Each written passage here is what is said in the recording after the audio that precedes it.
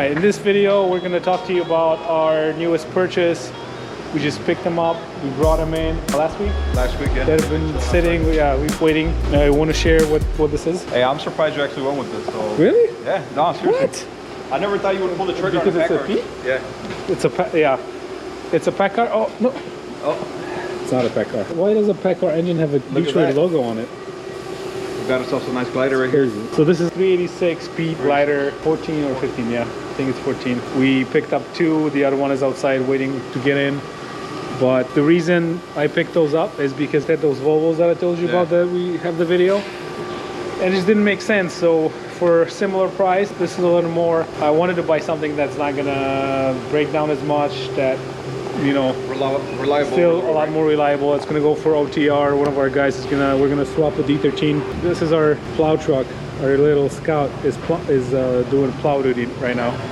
But that's why I bought this, just because I wanted to not have a headache, and the guy is running a lot and I want to have him a reliable truck. So, but the reason I bought it is because not only banks are financing them, which means I would buy probably 10 more if I could. If they had them. Yes, but the engine was overhauled because the chassis has, I think it has like 800,000 on the chassis, but then the engine was overhauled by Pittsburgh Power too long ago. It has maybe 100,000 on the overhaul. I don't remember the numbers.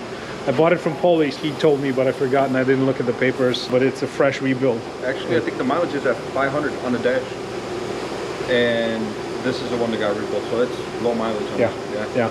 This one was rebuilt. The other one was a crate motor. No. This one is crate because the other one has Fitz collar. We got to see the valve cover, remember? But this is the original color. See? True. So the other one, I remember now. The other one is the blue one, has the Fitz motor in it. And they overhauled it.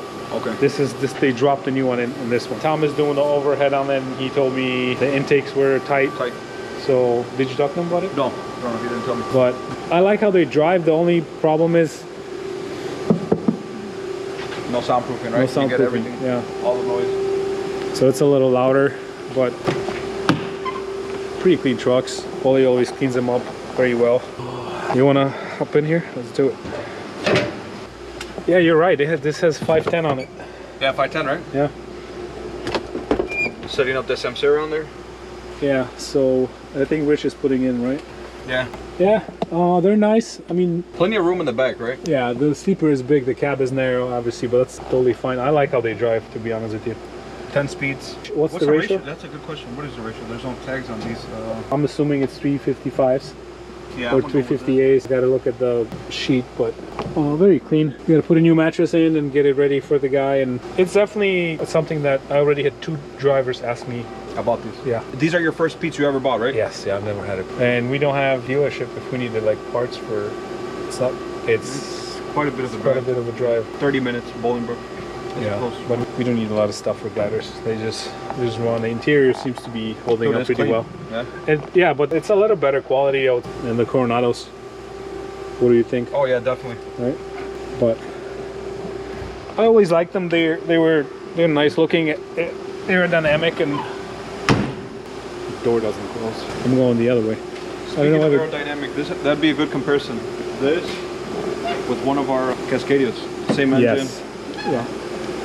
Cascadias and Coronado. We could do a 3 glider comparison in summer. They got the same engine, same transmission. Yeah. The only thing is we would have to come up with a route. Route for the guys to run. Yeah, that they would have to be on a similar route, just to kind of have a better. Or just look at, like we did with the other podcast, monthly usage. Yeah. Mileage that they ran. I'm interested to see how efficient this one is. Since it's after overhaul. Yeah. Should be good. Do you think it's as good as yours? I hope so.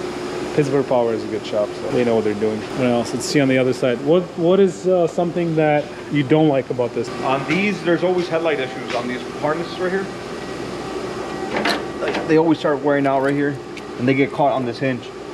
Yeah. So that's a common issue on these. But besides that, they're good trucks, man. Oh, what does suck is the wiper motor. Replacing that. Is it inside? Yeah. You have to take the interior apart? Yeah, it looks like it. Cause see that?